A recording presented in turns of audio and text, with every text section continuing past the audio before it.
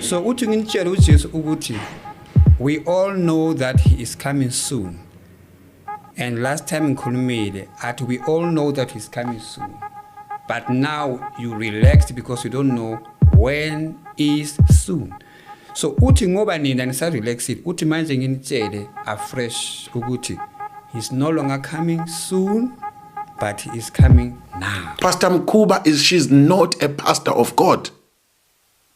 She is not a pastor of God because she goes against the Bible. No woman can preach in church. Not because I say so, because God says so. Umuntu olala endlini namhlanje mawudla isono uzokugweba kakuhle uNkulunkulu esekhuluma nangengane ezincane. Cela ngabusaphuma umuntu anohlonipha abantu. Cela nganyakaza abanye ngakhuluma ngathi uzodlwengulwa phandle. Musukusuka kwipresence kaBaba. Uzolala ungajahe endlini.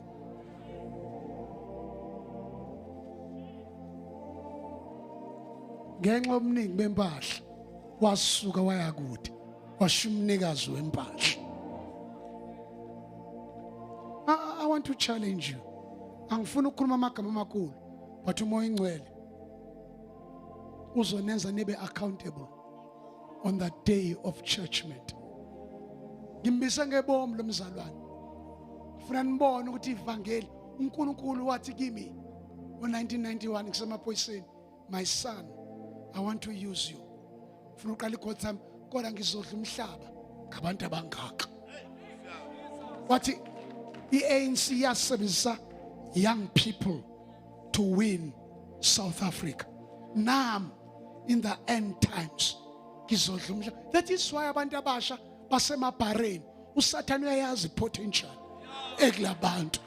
Kodwa manje sidinga abantu abazoba namehlo kamoya. Kodwa nikwazi kuyolanda abantu ningakalungi.